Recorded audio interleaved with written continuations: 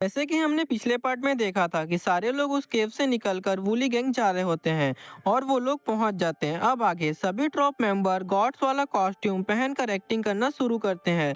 लूजियो acting करते हुए बोलती है, उफ मेरे जालिम चाचा ने मुझे घर से बाहर निकाल दिया। अब सिंगिंग परफॉर्मेंस करते हैं।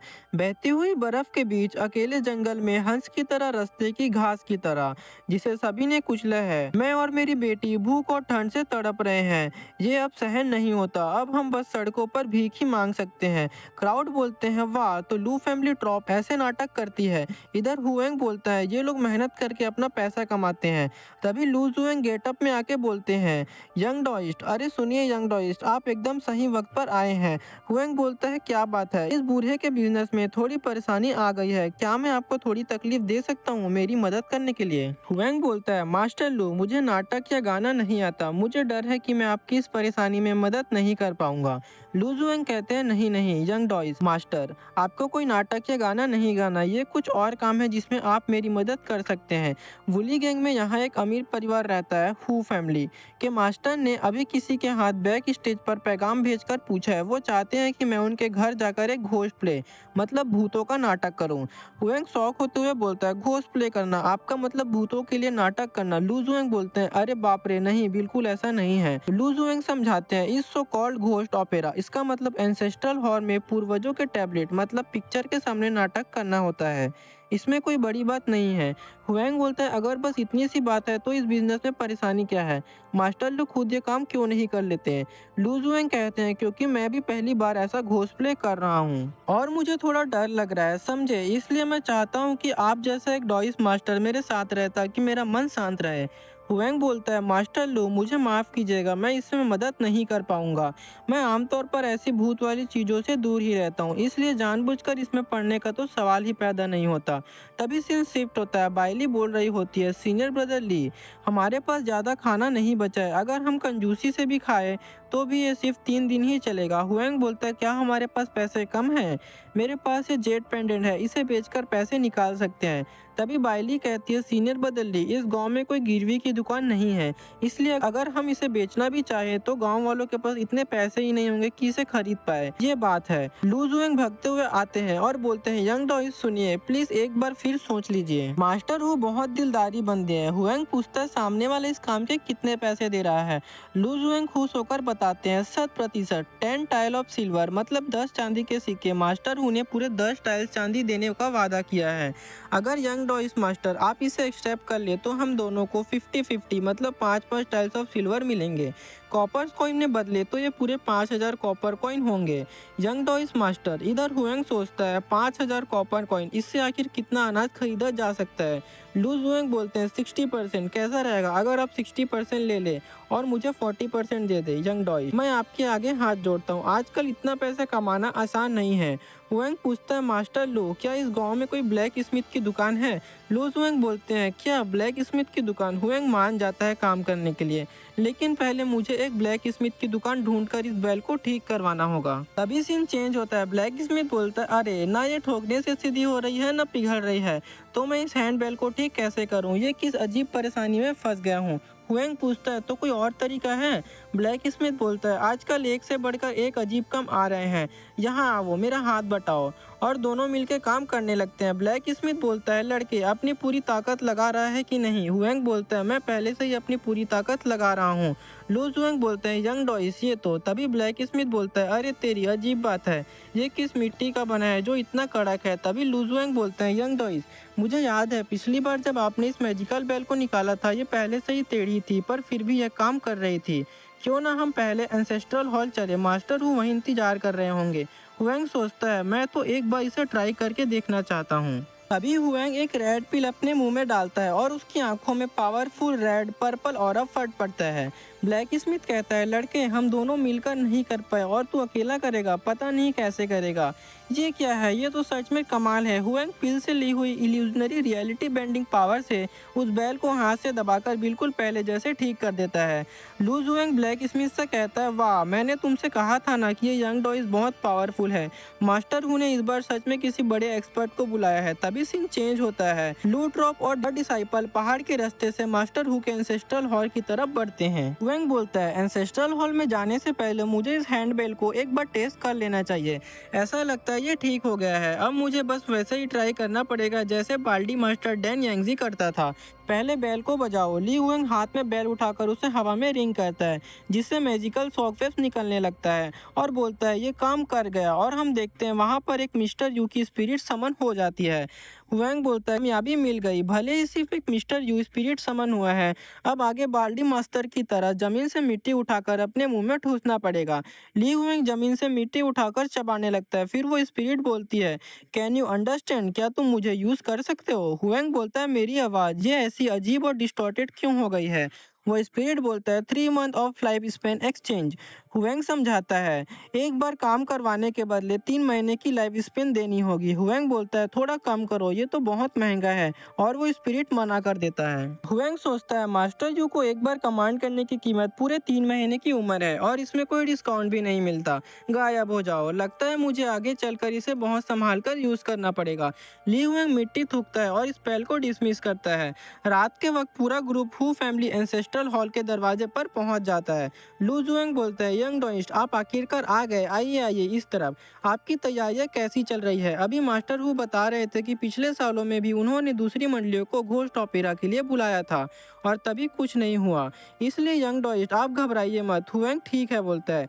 लू जुएंग बोलते हैं सुनिए यंग डोइस्ट, देखिए ये है मास्टर हु। मास्टर हु ये वही यंग डोइस्ट है जिनके बारे में मैं आपको बताया था।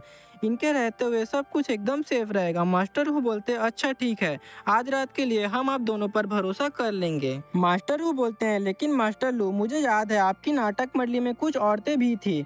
लू जुएंग बोलते हैं घबराइए मत मास्टर हु, सारी औरतें बाहर ही तैयारी कर रही हैं और आप भी किसी नियम को नहीं तोड़ेंगी। मास्टर हु बोलते हैं अगर ऐसी बात है तो मास्टर लू जैसे ही हमारे पूर्वज नाटक देखने बाहर आएंगे हम डिसेंडेंट जिन्होंने इन्हें बुलाया है उन्हें यहाँ से जाना होगा। कृपया हमारे एंसेस्ट्रल हॉल का ख्याल रखना। रही बात नाटक की तो कोई चीयरफुल गाना ही चुनना।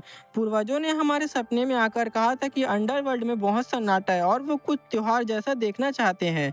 लू जुएंग कहते हैं ठीक है मास्टर। मास्टर हु कहते हैं और हाँ एक बार नाटक शुरू हो गया तो किसी जिंदा इंसान को कलाकारों से बात करने की इजाज़त नहीं है ताकि पूर्वजों को सुनते वक्त कोई खलल ना पड़े।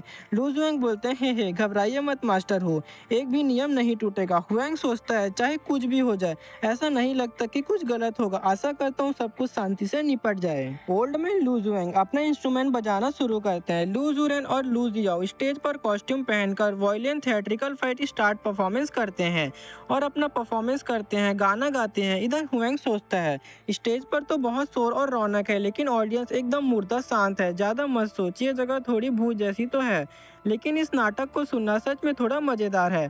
पर चाहे संगीत कितना भी अच्छा हो पूरी रात जगने से नींद तो आएगी ही। हुएंग को विजन ब्लर होता है, ऐसा लग रहा है जब से मैं यहाँ आया हूँ मुझे बहुत तेज़ी से नींद आ रही है। ये ठीक नहीं है, जब मैंने पैसे लिए हैं तो काम के दौरान मैं सो नहीं सकता। तभी हुएंग बोलता है कुछ गड़बड़ है, ये गाना अचानक से क्यों रुक गया? हुएंग सोचता है मास्टर लू आप अचानक क्यों रुक गए? ली हुएंग दौड़कर एंसेस्ट्रल हॉल के स्टेज पर आता है और वही पुरानी रेड स्पिरिट मॉन्स्टर आ जाती है और बोलती है बहुत अच्छा नाटक था। स्टेज से ठीक ऊपर हवा में फ्लोटिंग वो 2 चेहरे वाली भूताहा स्पिरिट लटकी हुई थी और पूरा लूट रॉप उसके सामने सुन पैरालाइज खड़ा था। वो स्पिरिट बोलती है ये तुम्हारा रिवॉर्ड है। हुएंग सोचता है ये स्पिरिट चीज फिर से आ गई। स्पिरिट हंसते हुए आसमान से हजारों स्पिरिट कॉपर कॉइन लूट रॉप के ऊपर बरसाने लगते हैं। वो स्पिरिट बोलती है बिखर जाओ, ये लो सिक्के। लू जियाओ रोते हुए बोलती है पापा मुझे डर लग रहा है। ओल्ड मैन लू जुएंग अपने बेटे के मुंह पर हाथ रखकर उसे शांत रखने की कोशिश करता है ताकि नियम ना टूटे। आसमान से हजारों भूत स्पिरिट कॉपर कॉइन उनके ऊपर बरसा रहे हैं। वो बोले जा रहे होते हैं ये लो तुम्हारा रिवॉर्ड। 2 चेहरे वाली भूत स्पिरिट लूट रॉप के एकदम पास आकर अपने डरावने मुंह से हंसने लगती है। वो हवा में उड़ते हुए और ज़्यादा बहुत सिक्के उन पर फेंकती है। भूत स्पिरिट फ्लोट करते हुए पूरे एंसेस्ट्रल हॉल में रेड एनर्जी फैलाने लगती है। वो बोलती है जारी रखो नाटक, वापस शुरू करो। हुएंग बोलता है मास्टर लू क्या आज रात का नाटक एक बार शुरू होने के बाद रुक नहीं सकता? लू जुएंग बोलते हैं यस यंग मास्टर। ली हुएंग आगे कदम बढ़ाता है और अपनी स्वॉर्ड निकालने लगता है। हुएंग ऑरा में बोलता है तुम लोग अभी भी वहाँ क्यों खड़े हो? रुको मत, गाना गाते रहो, हमारे इस भूत ने तो पहले ही हमें इतना बड़ा रिवॉर्ड दे दिया है। लू जुएंग बोलते हैं ठीक है यंग डॉयल, हम अभी के अभी गाना शुरू करते हैं। पूरब से गोल चमकदार चांद जल्दी निकल आया है।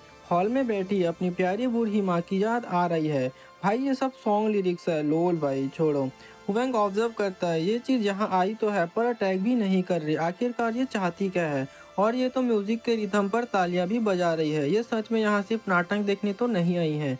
हुएंग सोचता है यहाँ फॉग क्यों बढ़ रही है। लूजियाओ रोते हुए गाती है, एक सीप एक भीड़ जो टाइगर के सामने है। भूत स्पिरिट लूजियाओ के बिल्कुल पीछे आकर खड़ी हो जाती है और उसकी लाइफ एनर्जी की तरफ बढ़ती है। भूत स्पिरिट लूजियाओ के सर से उसकी लाइफ एनर्जी मीन्स यांग एनर्जी को छीन लेती है और उस कैंडल को अपने दांतों से चबाकर खा जाती है। लूजियाओ की आंखों से खौफ के आंसू निकल रहे हैं और वो पैरालाइज हो चुकी है। भूत स्पिरिट के अंदर अनगिनत चिकती हुई इंसानी आंखें और चेहरे दिखते हैं।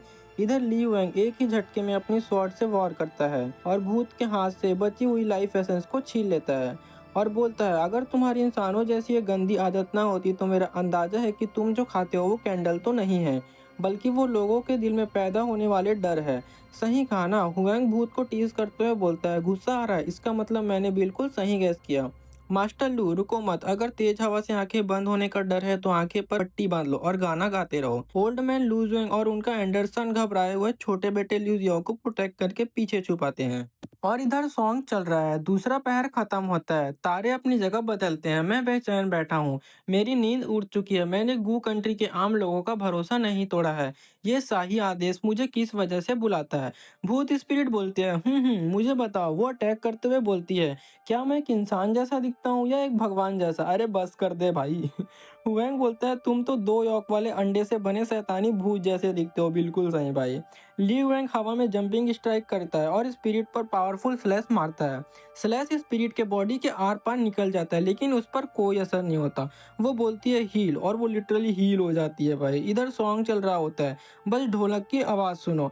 3 बजे ग्लोइंग चांद एंसेस्ट्रल हॉल के स्पिरिट पर चमकता है। लू ट्रॉप जान की बाजी लगाकर ऑपेरा कंटिन्यू रखते हैं। स्पिरिट ली हुएंग पर तेज रेड ग्लोइंग क्लाव अटैक करता है।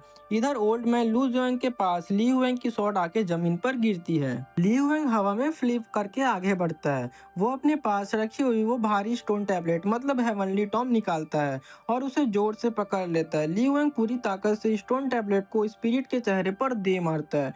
स्टोन टैबलेट पर मौजूद पर्पल एनर्जी स्पिरिट की रेड एनर्जी को फाड़ने लगती है और वो स्पिरिट दर्द में चीखती है। हुएंग सोचता है, कभी सोचा नहीं था ये भूत स्पिरिट चीज इस सच में हेवनली टॉम से डरती है और हंसते हुए बोलता है, अब अगली पारी। Look at the school panel भाई, स्ट्रॉन्ग तो हो रहा है धीरे धीरे अपना बंदा। ली हुएंग के शरीर से पर्पल डार्क ऑरा निकलता है। वो रूप से नीचे जंप करके हैवी हेवनली टॉम से स्पिरिट पर ब्रूटल क्रशिंग स्ट्राइक करता है और सोचता है, ये भूत स्पिरिट दीवारों के आर पार भी भाग सकती है। गायब हो गई स्पिरिट, लगता है बहुत तेजी से भाग निकली। स्पिरिट हेवनली टॉम की ताकत से घबरा कर दीवार के अंदर से डिसअपियर हो जाती है। हुएंग अपनी पर्पल ऑरा वाली स्टोन टैबलेट पकड़ कर देखता है, भाग गई तो अपनी किस्मत अच्छी समझो। तभी ओल्ड मैन लू जुएंग आके बोलते हैं, यंग डॉइस्ट। हुएंग बोलता है, क्या मेरी तलवार आपके पास जाकर गिरी थी? शुक्रिया मास्टर लू। ओल्ड मैन ली जुएंग ली हुएंग की बॉड दोनों हाथों से उठाकर उसे वापस लौटाने के लिए आगे बढ़ता है। उस स्पिरिट ने लू जुएंग को पोजेस कर लिया है। मुझे बताओ, मैं एक इंसान जैसा दिखता हूँ या एक भगवान जैसा? अरे बस कर दे भाई, कितना बार पूछेगा। ओल्ड मैन लू के चेहरे पर वही खौफनाक टू फेस ब्राइट एंटिटी का रूप आ जाता है और उसकी आंखें लाल हो जाती है। हुएंग शॉक में बोलता है, गड़बड़ हो गई। ये मास्टर लू नकली है, मुझे तलवार वापस नहीं लेनी चाहिए थी, मेरे दोनों हाथों फंसे हुए हैं। नकली मास्टर लू एक झटके में ली हुएंग पर फैटल ब्लो करता है।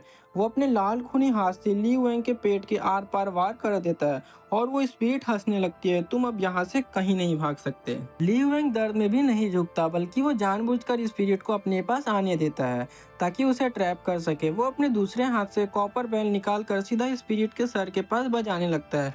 कॉपर बेल से गोल्डन पर्पल एंशियंट ट्यून्स और इंटेंस मैजिकल साउंड वेव्स निकलने लगती है। बेल की साउंड वेव सीधे उस भूत एंटिटी को घेर लेती है जिससे वो भाग नहीं पाती। कॉपर बेल की पावर से हवा में मिस्टर यू का पोर्टल खुल जाता है। वो स्पिरिट मिस्टर यू के विशाल मुंह के अंदर पूरी तरह ट्रैप हो जाती है, जहां से उसका निकलना लगभग नामुमकिन है।